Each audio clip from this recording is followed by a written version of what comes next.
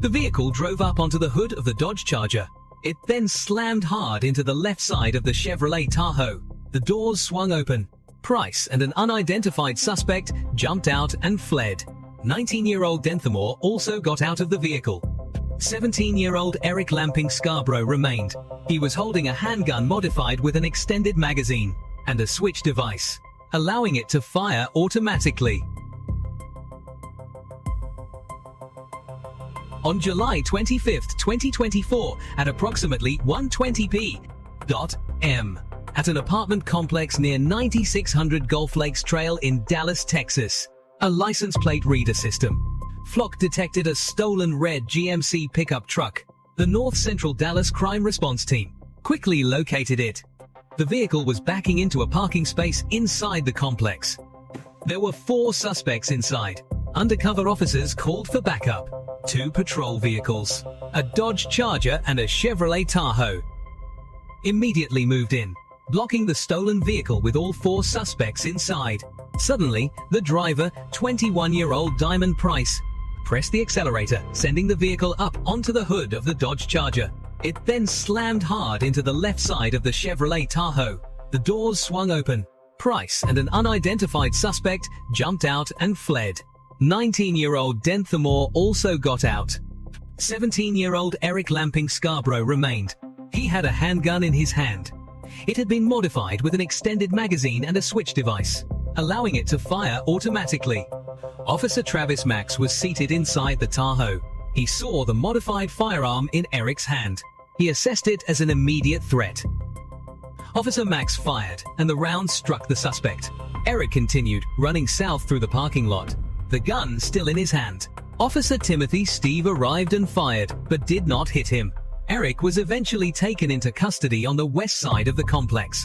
Officers rendered first aid at the scene before transporting him to the hospital in stable condition. Price was arrested inside the complex. He was later taken to the hospital for chest pain.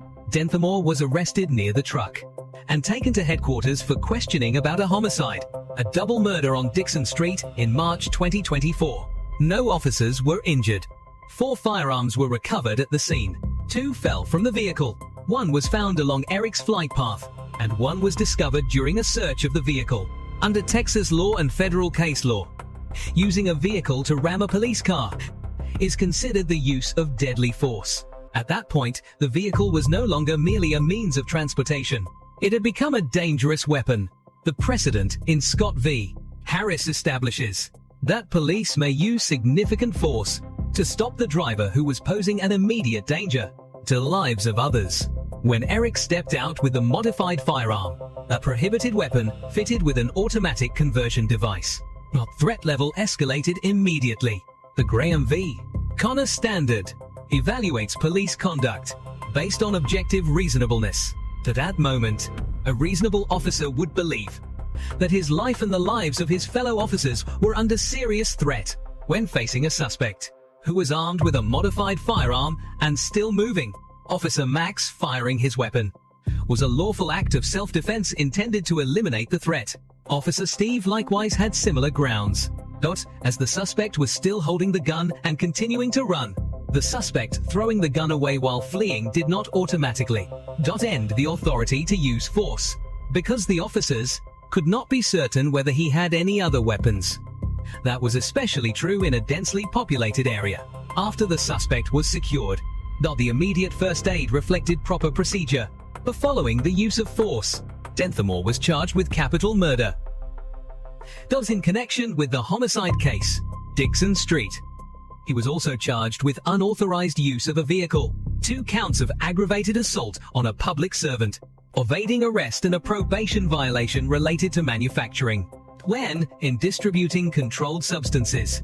Eric Lamping Scarborough would be charged with evading arrest and possession of a prohibited weapon. The incident began with a stolen vehicle, but quickly turned into an armed confrontation. In the parking lot, dash camera footage and radio traffic captured the entire sequence of events, chaotic but unfiltered.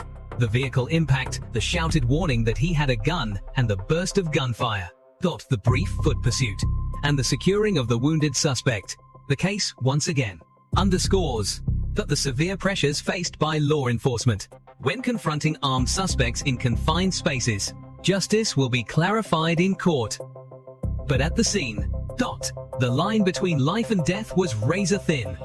How do you assess the police response and decisive action in this situation?